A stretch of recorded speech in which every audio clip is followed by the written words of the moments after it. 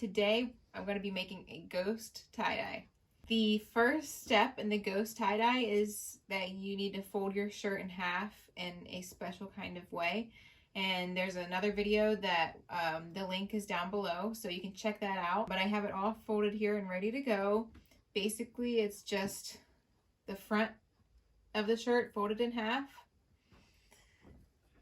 here, because this ghost design is going to be only on the front of the shirt, and then I have the back of the shirt back here. So here we go.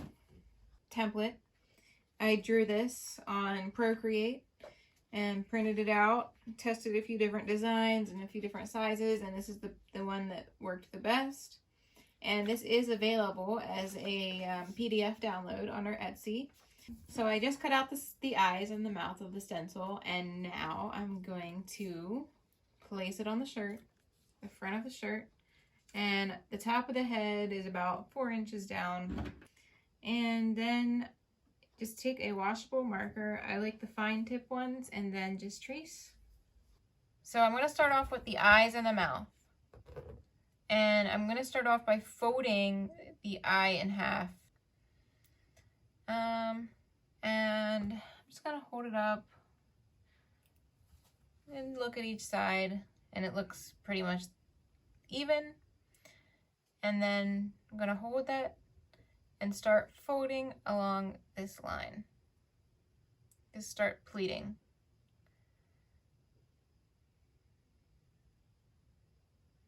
And it's really only a few pleats, and just try to keep that line straight, and then you're done. Take the sinew, and I wrap it around the outside a little bit of that line. 3 times. And then hold here, and then get some tension on the sinew by rolling it around. And then I'm going to pinch here, hold really tightly, and then pull. And you can feel the sinew when it snaps into place. It gets tight. And I'm just going to come around to this side, pinch here, and just pull one more time. Just pinch it really tight. And then I'm going to cut, and then I'm going to just tie a knot here, and I'm going to do the same thing for, I'm going to straighten it back out, and then I'm going to do the same thing for the mouth.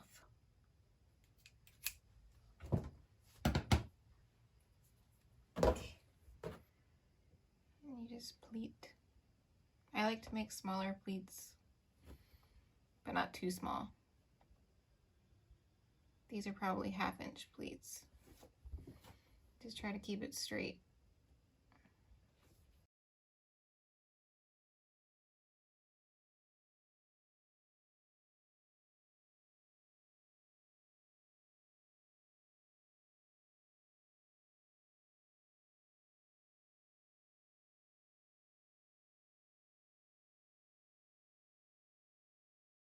So now that looks pretty lined up.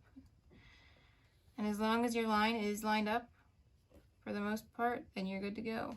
And then I just pinch it together, and you can, I take my fingernails kind of, and sometimes I, adjust it a little bit if needed. And then I'm holding it really tight, and I'm just gonna take this part and kind of even it out a little, just so that when I tie it with the sinew,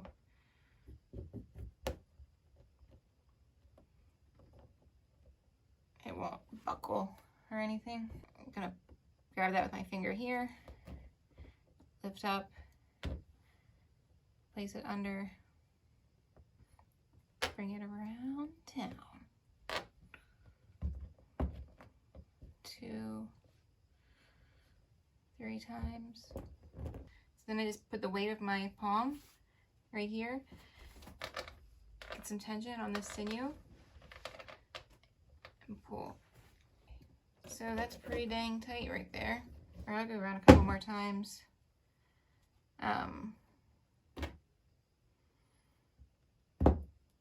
Actually, because this ghost is white, I'm gonna go up a little bit to try to keep this white part away from the rest.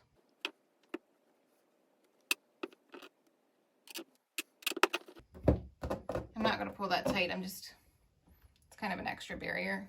I can cut and tie this part up. Now we have the ghost here. And then the last part that's a little bit complicated is because this is going to be a white design and the eyes are going to be black. As you can see now, they're kind of like touching. So I'm just going to separate the eyes. I'm just going to like scrunch this a little bit. And just going to separate those as much as possible. I have a rubber band, so I'm just going to do this.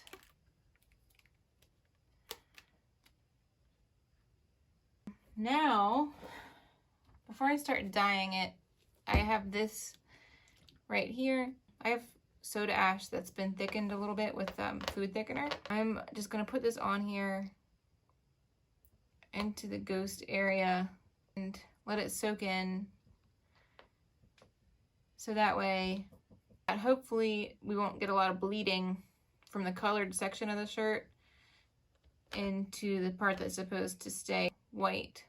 This is something that Mr. Tie-Dye does. I learned it from him, and he calls this liquid white. And now we're ready to dye. So now I'm going to scrunch the rest of the shirt, and I just started doing this, but I like to mark off where the front of the shirt is. This shirt is easy because there's a seam here, but I just like to mark off the front from the back.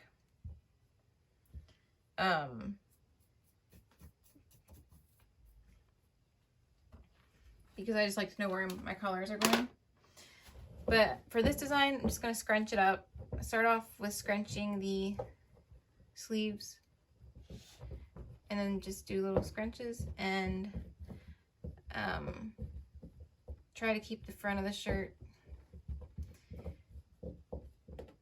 together, because this is going to be like an ombre around the ghost. So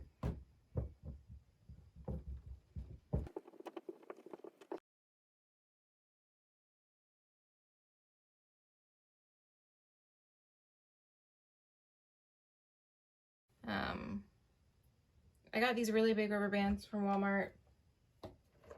They're a little thick, but they're pretty nice. Just stretch them out, go under, and then careful when you do this because it can buckle, but I'm just slowly letting it come in.